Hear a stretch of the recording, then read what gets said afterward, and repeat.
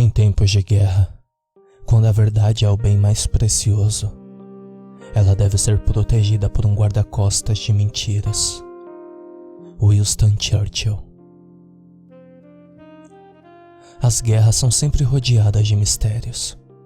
A maioria desses mistérios é atribuída à chamada névoa da guerra. Quando o que é propagado como verdade começa a ser questionado sobre o que realmente aconteceu, o que poderia ter acontecido e o que nunca aconteceu, a confusão e os questionamentos irão reinar. E quando a última bala é disparada e a última bomba é lançada, começam a surgir as perguntas. Perguntas que muitas vezes não têm respostas. Essa é a história de uma dessas perguntas. E, embora possa haver uma resposta, não é algo que alguém queira admitir, porque isso chamaria a atenção para algo maior, algo mais sombrio por trás de tudo que aconteceu. Acho que, talvez, por seus líderes tenha sido pior do que qualquer coisa que os nazistas tenham feito. A Segunda Guerra Mundial é rodeada de mistérios, tendo terminado com muitas perguntas sem respostas. As únicas perguntas feitas após o fim da guerra se resumem a por quê? Para serem respondidas apenas com um frio "eu estava apenas seguindo ordens". No entanto, além dos criminosos, desses homens que foram julgados por seus crimes, ainda há outros mistérios. Este é o conto sobre o maior deles, escrito pela primeira vez por Herr Günther Voss. Herr Voss era um autor bem versátil sobre o tema da guerra, em particular sobre as armas secretas dos nazistas. Os romances de Voss, os 6 que ele produziu, cobrem todos os aspectos da guerra, falando desde teste de foguete em Peenemünde até as estranhas práticas de ocultismo de Himmler. Não havia um único assunto que Voss evitasse, nem um único assunto que ele não tivesse falado. Como ele veio saber tudo o que ele sabia, fez com que muitos questionassem a sua veracidade. No entanto, com cada romance produzido, ele fornecia informações que, embora fossem improváveis na época, se provariam verdades mais tarde. Voss negou, até o dia de sua morte, informar de suas fontes, citando que se ele revelasse onde tinha obtido as informações, pessoas iriam se machucar. Suas fontes confiavam nele e temiam serem atacadas porque eles estavam revelando. No início de 1990, Voss informou a sua editora que ele tinha a intenção de abordar um outro assunto. Este, ao contrário de seus romances anteriores, lidaria com uma lenda. Uma lenda que remonta aos dias da guerra. Uma lenda de que, se tudo fosse verdade, apontava para algo sombrio. Um pressentimento do mal que ainda se escondia. O último pesadelo dos nazistas, que mesmo mais de 40 anos depois da guerra, ainda os esperava e os espreitava. A lenda era a de Valkyria, um suposto trem fantasma. A lenda Valkyria era, na melhor das hipóteses, uma lenda desonesta para começar. Realmente, não havia provas concretas de que o trem havia existido, sendo que todas as informações consistiam em avistamentos aleatórios e fotografias desfocadas. A maioria desses avistamentos foi facilmente refutada, com as pessoas confundindo um trem de carga comum que passava ou uma velha locomotiva a vapor. No entanto, como todas as lendas, havia um fundo de verdade, uma pequena pitada da realidade. Essa realidade veio em 1962 com o avistamento em massa do trem enquanto passava por Berlim. Mais de 100 pessoas testemunharam um trem exatamente ao mesmo tempo, com cada um contando a mesma coisa, sendo difícil argumentar como sendo uma simples coincidência. Com base nisso e alguns outros avistamentos semelhantes, Voss começou sua pesquisa.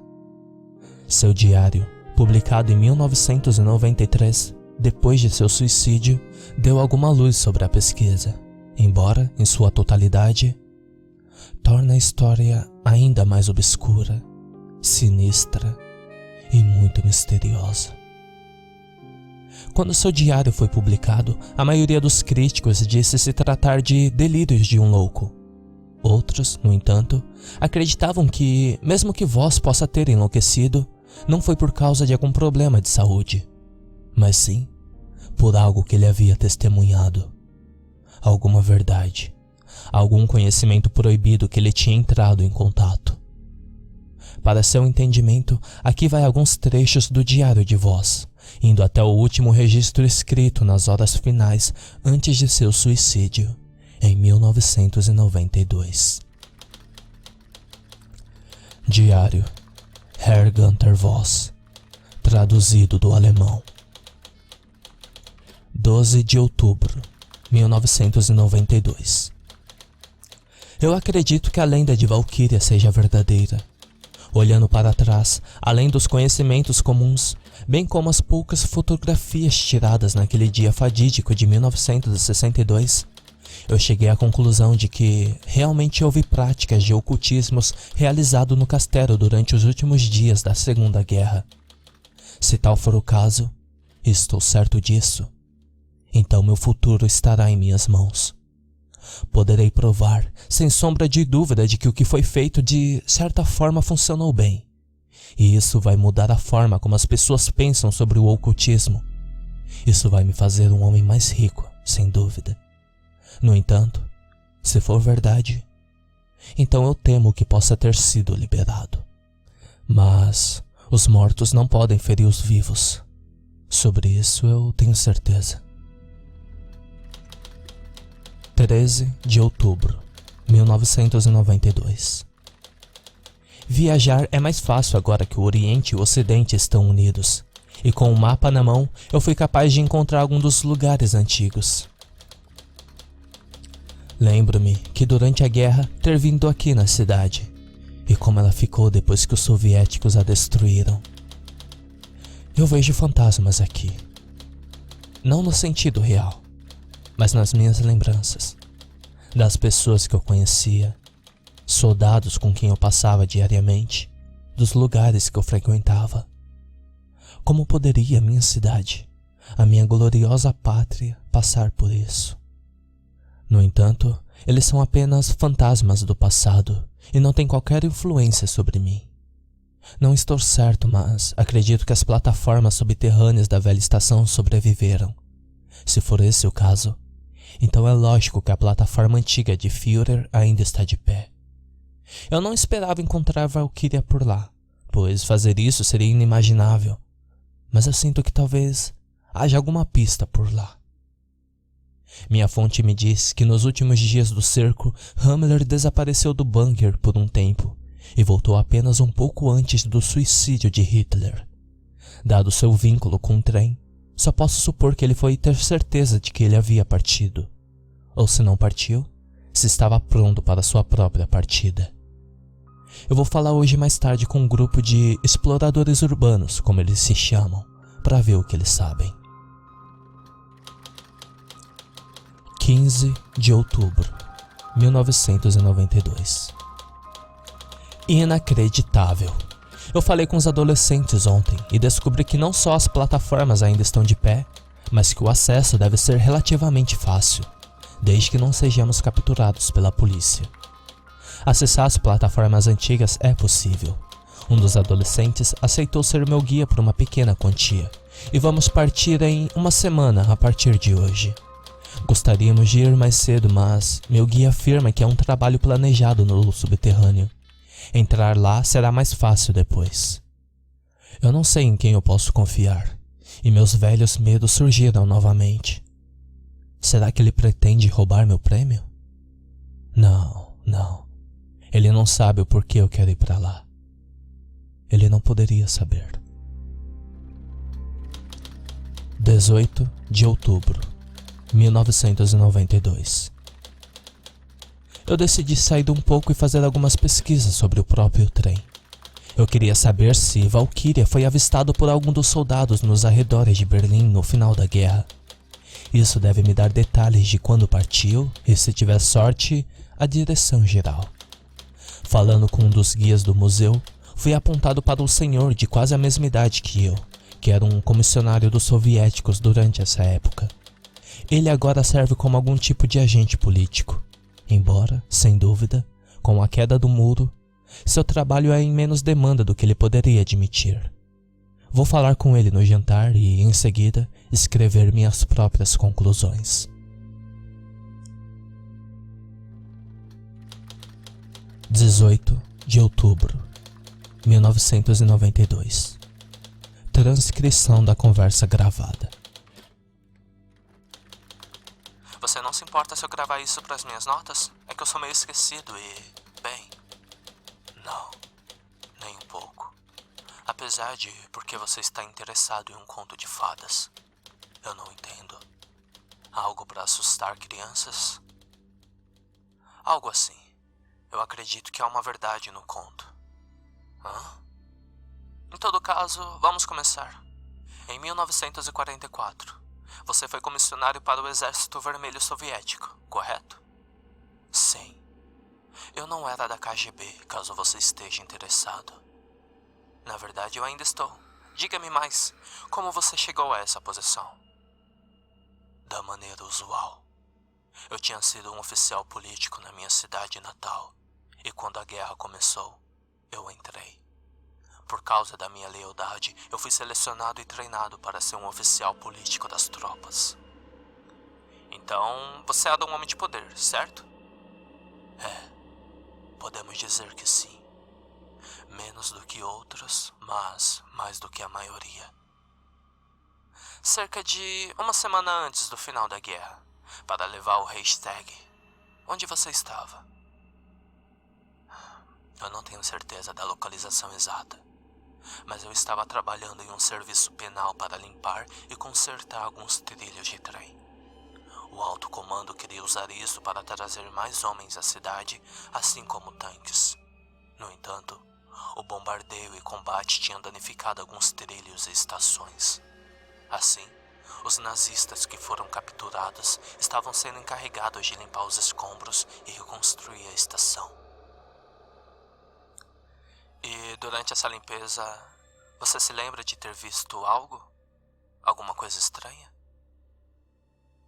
Sim. E o que você viu? Bem, eu realmente não posso explicar. Você poderia tentar? Era tarde da noite, logo após o sol se pôr. Os prisioneiros estavam sendo alinhados para serem enviados de volta às suas celas. Bem, não eram celas na verdade. Era um vagão antigo que estávamos usando. Em todo caso, enquanto eles estavam sendo contados, eu ouvi algo. Um apito? Sim e não.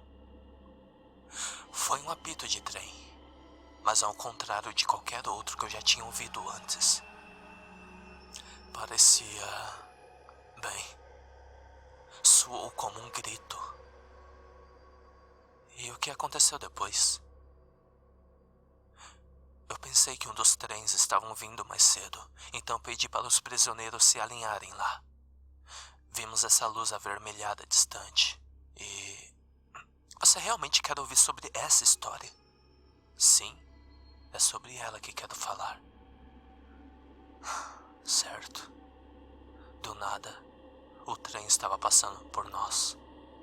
Era totalmente preto e angular. Parecia um daqueles trens blindados que os alemães tinham, embora não completamente. Não era tão longo, talvez 5 vagões mais ou menos. Mas havia algo errado. Muito errado. Se era só um trem passando, o que havia de errado? Ele passou sem parar na estação, então ouvi aquilo só por um instante, então eu não tenho certeza. Mas me pareceu que todos os homens a bordo eram cadáveres, apodrecidos esqueléticos. Inferno, como se o próprio trem tivesse ido ao inferno e voltado. Eu só vi por um instante, então passou. Eu poderia jurar que aquilo não deveria estar se movendo. Os trilhos à frente estavam enferrujados e incompletos. Parece tão estúpido agora, mas parecia ter grandes buracos de bala na lataria. E você reportou isso para alguém quando viu? Não, eu não precisei. Meu comandante estava lá comigo. Quando aquilo passou, ele estava branco como um lençol. Ele se virou para mim e disse: "Isso não aconteceu. Você não viu nada." Eu nunca argumentei.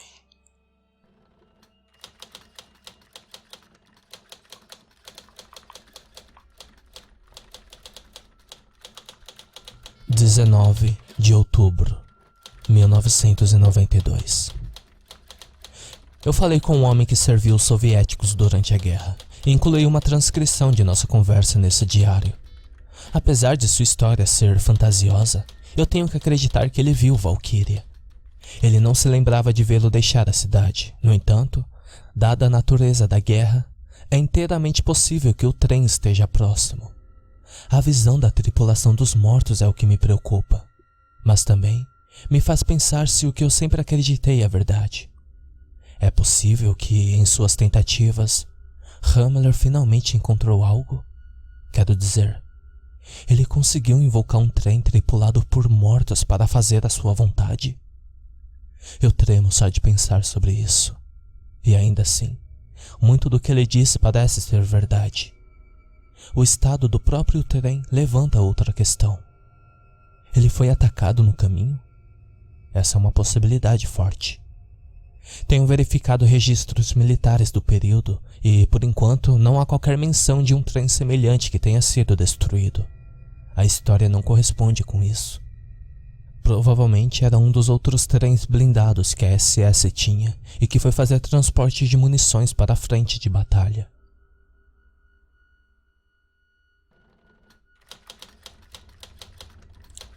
(26 de outubro, 1992) Eu não deveria escrever, mas eu sinto que eu devo, para colocar no papel que eu vi lá embaixo, o que eu encontrei. Eu tinha hesitado em fazer isso, e é difícil acreditar como os dias se passaram desde a expedição. Eu não consigo mais dormir. Tenho medo de que se eu fechar meus olhos, eu vou vê-los novamente. Eu tenho essa sensação abstrata, esse medo animalesco. Eles estão lá fora. Estão esperando por mim. Estão famintos por mim. Entrar no subterrâneo foi fácil, como meu guia tinha sugerido. E embora a caminhada através dos antigos túneis desertos fosse difícil, não era de grande dificuldade.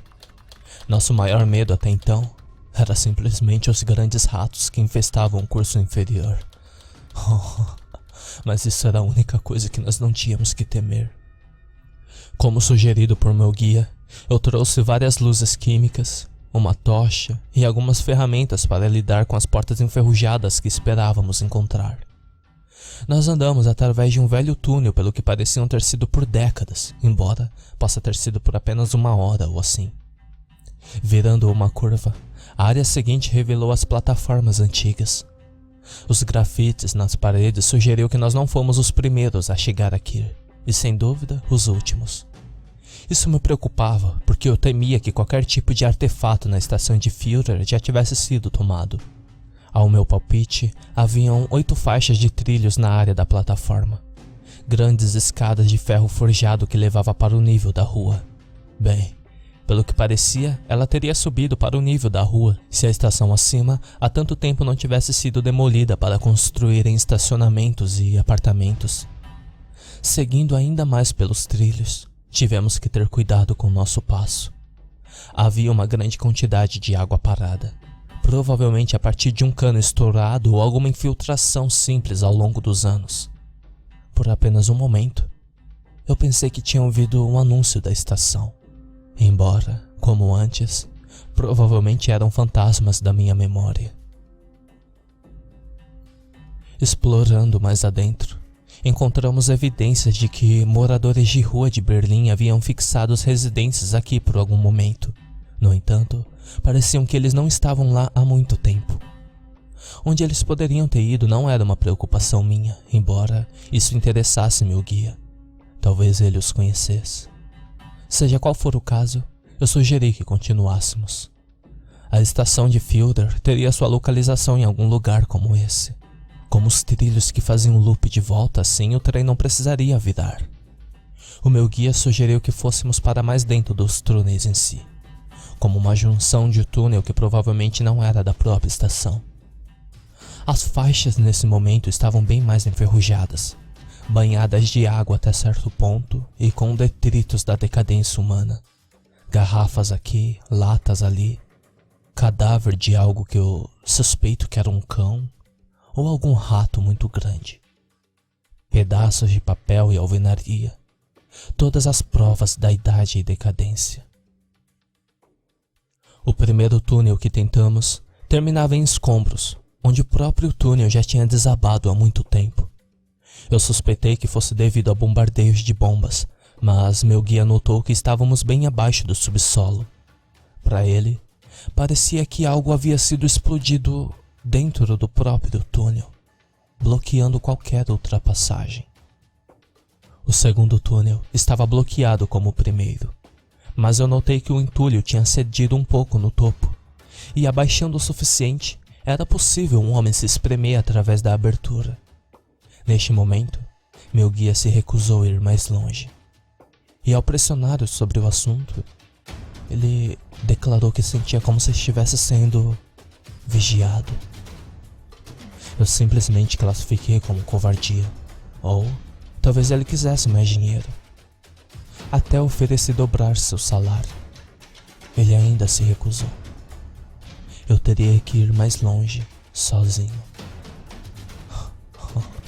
Como eu queria. Oh Deus, como eu queria que eu não tivesse ter feito isso.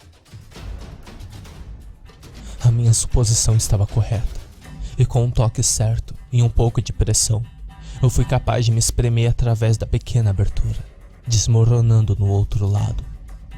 Eu me encontrei onde o túnel continuava. Pelo que parecia, era muito mais antigo do que a construção típica. Iluminando a escuridão com minha tocha, eu vi um arco de pedra não muito longe de onde eu estava, desmoronado, sendo o fim do túnel também. Curiosamente, minha lanterna iluminou algo metálico. No começo eu achei que aquilo era apenas uma parte do próprio túnel, mas quando me inclinei, percebi que era fios de cobre. Eles davam de volta para dentro dos entulhos onde eu estava com meu guia, além da caverna anterior, e à frente, o fio seguia a um túnel lateral que eu não tinha percebido antes. Seguindo o fio, cheguei a alguma daquelas cabines de detonação. Isso me fez pensar. O que quer que tenha explodido o túnel não foi para manter as pessoas fora, como eu havia imaginado, mas tinha feito a partir do interior, quase como se quisesse manter algo dentro. Eu disse a mim mesmo que isso era um pensamento fantasioso, pois em todo o seu fanatismo, a SS nunca chegou tão longe quanto aqui. Ainda assim, algo me incomodava sobre isso. Os cabelos de minha nuca se arrepiaram e eu senti um arrepio correr por minha espinha com o que eu via a seguir. Diante de mim estavam os restos mortais de um soldado, ainda vestido com o uniforme nazista de guarda-costas pessoais de Hitler. Eu não podia ver como ele morreu, mas eu suspeitava que tinha sido devido à explosão. O soldado aqui tinha sem dúvida feito isso a si mesmo, embora a questão permaneceu. Por quê? Eu nervosamente avancei, cuidadosamente colocando um pé diante o outro. Eu não tinha dado 5 passos, quando meu pé esbarrou em algo e eu tropecei. Procurando por minha tocha, eu coloquei minha mão em um crânio. Isso me deu um susto tremendo. Eu recuei na escuridão, tropeçando em uma pilha macabra. Enquanto meus olhos se adaptavam à escuridão, eu percebi que a minha suposição anterior estava se provando verdade. Na minha frente estava o resto da equipe de demolição. Esqueletos com equipamentos de proteção individual, nada menos do que 6 cadáveres, todos em estado esquelético quase perfeitos, largados no túnel. Os homens pareciam ter morrido fugindo de algo, como se em seus momentos finais eles estivessem tentando desesperadamente escapar, apenas para descobrir que o caminho à frente já estava bloqueado. Algo, de alguma forma, tinha cortado os homens da cintura para baixo. Minha suposição anterior sobre a explosão foi refutada quando constatei isso. Enquanto o primeiro homem anterior pode ter morrido em sua própria explosão, estes homens estavam amontoados, seguravam-se um ao outro no que só poderia ser chamado de medo. Eu já ouvi histórias de mortos sendo encontrados assim, desde as ruínas de Pompeia até aquelas pobres almas em Hiroshima. Estes homens tinham morrido em puro terror, mortos por algo que nunca tinham visto antes. Minha mente deu voltas, tentando adivinhar a resposta. Gás tóxico, talvez? Isso faria sentido. Essa era a única coisa que fazia sentido.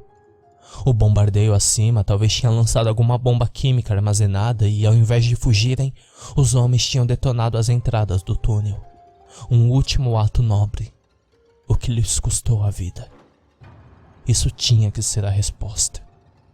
No entanto, se fosse o gás, ainda poderia me prejudicar? Não, minha mente me disse. Já faz mais de 40 anos desde então. Nenhum gás iria durar muito tempo, não é? Meu coração agora era um nó na minha garganta. Embora ele me dissesse para deixar esse lugar, a minha mente me dizia para avançar. Eles eram apenas cadáveres e não podiam me machucar. Eles estavam mortos e eu estava vivo. Eu cheguei em uma plataforma depois de alguns minutos de caminhada, durante a qual eu encontrei mais 3 cadáveres, todos eles num estado similar que os outros. Cada um deles parecia que estavam tentando escapar de algo na plataforma, levando-me a acreditar que o gás tinha cortado enquanto corria. Talvez o próprio Himmler, em último ato de destruição, havia matado aqueles que eram testemunhas de seus crimes. Foi-se a ideia de que uma grave bomba havia causado o dano, sendo substituída pela imagem escura daquele espectro de morte deslizante e matando aqueles que confiaram nele. Aqueles que conheciam os segredos que ele tinha escondido por tanto tempo. Eu acredito que os americanos chamam isso de não deixar pontas soltas. Rindo sobriamente para mim mesmo, eu forcei um sorriso. Ou talvez a própria Valkyria tenha cortado eles ao meio. Eu não sei de onde eu tirei essa ideia. E mesmo agora, enquanto eu escrevo isso, o medo me agarra. Porque eu estava prestes a descobrir que eu estava certo. E ainda assim, tão errado. Muito errado sobre os reais motivos da guerra. Quando eu entrei para a plataforma, meus olhos observaram o espetáculo que me aguardava. Na estação, estacionado na escuridão, havia um trem. Minha tocha mal iluminava a forma angular. Embora não houvesse nenhuma outra fonte de luz, parecia que a própria plataforma estava sendo iluminada por uma fonte desconhecida. Aproximei-me cuidadosamente, chegando a tocar o metal frio. Por um momento, apenas por um momento, eu pensei sentir uma batida de coração lá. No entanto, não podia ser. Os trens não são criaturas vivas. Era apenas minha mente me pregando peças. A plataforma em si me fazia sentir como se eu tivesse voltado no tempo. Pôsteres sobre Führer da guerra estavam espalhadas nas paredes, e a tinta, apesar de enfraquecidas, ainda brilhava. Escondida em uma parede oposta, uma pequena alcova descansava e, além disso, uma série de escadas. Eles não vão muito longe antes de serem bloqueadas, levando-me a acreditar que estes levavam direto ao bunker de Führer. Como o soldado soviético havia dito, o próprio trem não era muito longo, sendo apenas cerca de 5 ou 6 vagões, e fiel à sua palavra, pintado de preto como a noite. Eu olhava nervosamente para a cabine, não sabendo o que eu esperava encontrar. E fui recompensado com um homem mumificado, sentado ereto nos controles. Eu subi a partir da cabine. Em seguida, meus pés mal tocavam o chão antes que eu me vi de pé, à frente à porta do primeiro vagão. Não me lembro de ir até lá, nem me lembro de abrir a porta, embora minha memória agora esteja nebulosa sobre o assunto. Eu devo ter abrido a porta em algum momento, pois não estava aberta quando eu avistei pela primeira vez a besta me esperando na plataforma. Explorando com minha tocha, eu encontrei mais cadáveres, mumificados, como um homem na cabine, empilhado nos cantos e assentos do trem.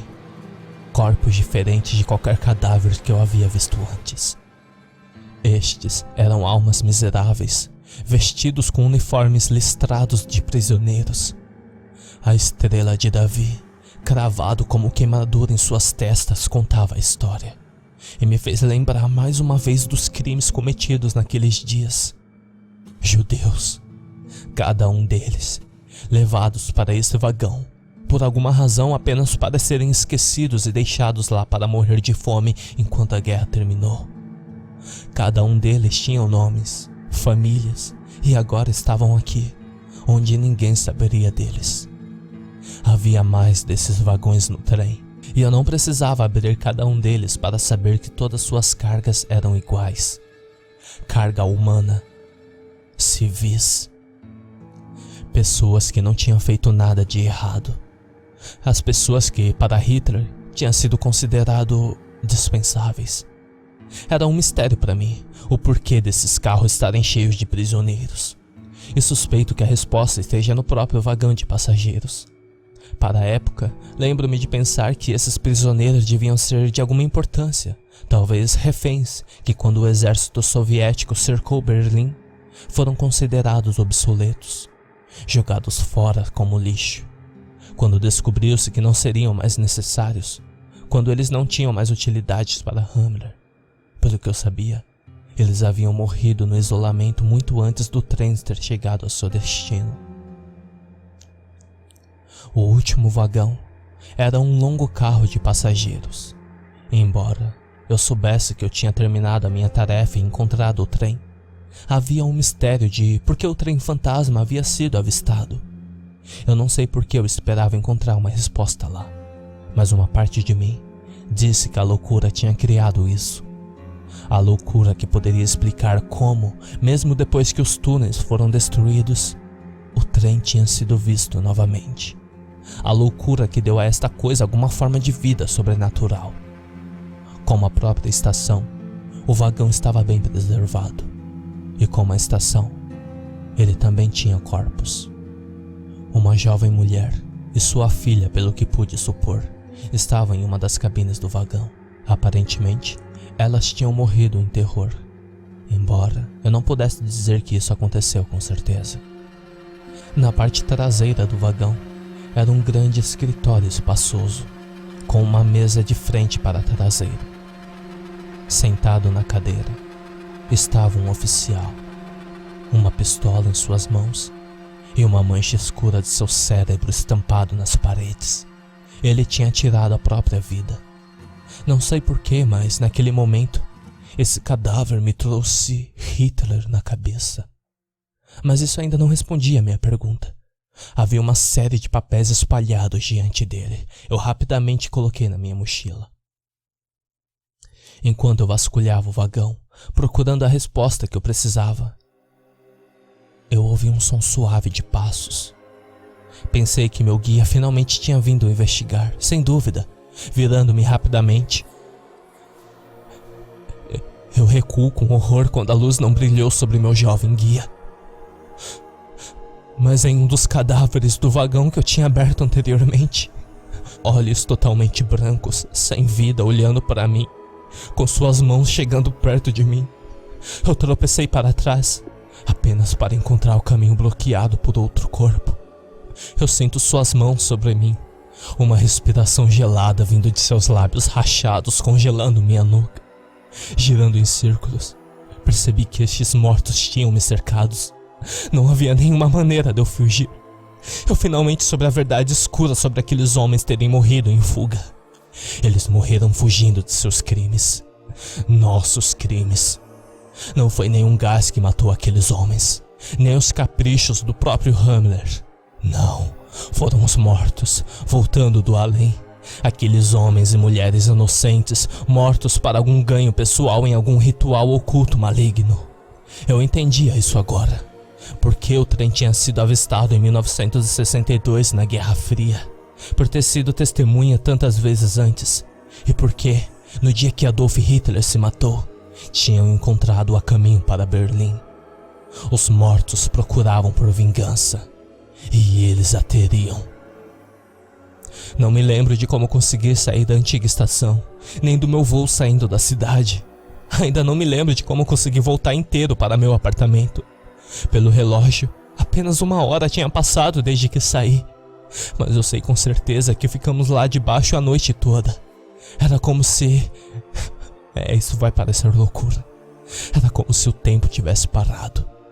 Como se eu tivesse existido fora do tempo.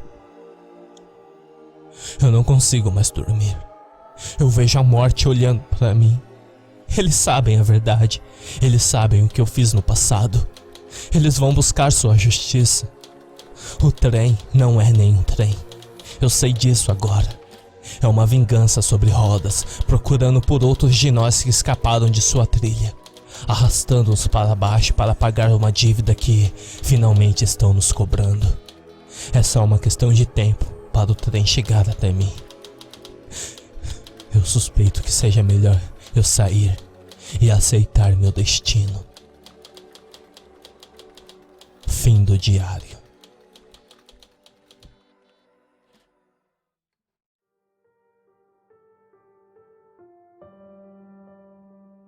Após a nota final em outubro de 1992, Günter Voss fez suas malas e disse à sua esposa que estava indo em uma viagem. Ele beijou-a na bochecha e saiu. 1 hora depois, a polícia chegou à sua casa para informá-la de que Günter Voss aparentemente tinha comprado um bilhete e, em seguida, enquanto esperava o trem para chegar, tinha se jogado na frente dos trilhos, como se puxado para a plataforma. Cometeu suicídio. Testemunhas afirmaram que, mais tarde, embora ninguém acreditasse neles, que logo depois que ele fez isso, um trem a vapor preto e estranho, com 5 vagões, foi visto passando através da estação, com Günter Voss, já falecido, sentado no último vagão. Após sua morte, seu diário foi encontrado e encaminhado direto para o jornal local, que depois de lê-lo e olhado todos os papéis anexados com ele, viram que valia a pena publicar o que ele tinha. A maioria dos trabalhos estavam ilegível, embora um se destacasse por ser único. Este documento, aparentemente escrito pelo próprio Hitler, que estabelecia planos de um ritual para usar o número de almas inocentes como um catalisador para um grande feitiço mágico que eles acreditavam que ajudaria a Alemanha a ganhar a guerra. O feitiço aparentemente saiu pela culatra. Porém, aquelas almas inocentes que foram sacrificadas não ajudaram a Alemanha a ganhar a guerra, mas buscaram vingança pelos crimes cometidos por eles. O mistério se aprofundou ainda mais em 1995, após o último nazista conhecido que havia escapado da acusação ter falecido. Dentro de 1 semana após seu falecimento, ao explorar uma vastidão alemã, um jovem adolescente encontrou um túnel de trem há muito tempo abandonado e esquecido. Dentro dele, se descobriu a forma, gravemente queimada e destruída, de um trem a vapor. Pesquisadores e historiadores que desceram para o local identificaram o trem perdido como Valkyria, Considerando os danos causados a ele, eles suporam que, antes do fim da guerra, o trem já havia sido danificado em um ataque aéreo e buscou abrigo em um túnel. O incêndio aconteceu provavelmente a partir do dano do ataque e destruiu o trem. Relatórios militares norte-americanos da área colocaram um ponto final à lenda de Valkyria. Um relatório menor feito por um piloto que registrou no dia 6 de junho de 1943 que depois de ter escoltado bombardeios para seu ataque, enquanto retornava, ele encontrou um alvo fácil de uma oportunidade. Um trem em movimento. Lembrou-se de metralhar o trem e viu uma gota de vapor saindo do motor antes que ele pudesse se esconder em um túnel, mas nunca saiu. O piloto permaneceu na área por alguns minutos e afirma ter visto uma fumaça e fogo vindo do túnel, relatando que o trem havia sido destruído. Foi revelado logo após o diário ser publicado que Günter Voss tinha servido como um caixeiro nazista durante a guerra. Ele havia sido convocado, porém, por não ainda ter habilidades necessárias para lutar com as tropas, sua tarefa era apenas registrar os pertences pessoais apreendidos dos prisioneiros executados. De lá, ele foi enviado para Peenemünde e Dachau, explicando sua vastidão de conhecimento pessoal sobre as armas secretas da Segunda Guerra Mundial. Ele também foi um dos réus nomeados em um dos julgamentos de crimes de guerra, embora ele nunca tivesse que pagar por algum crime. Ou será que, no fim, ele acabou pagando?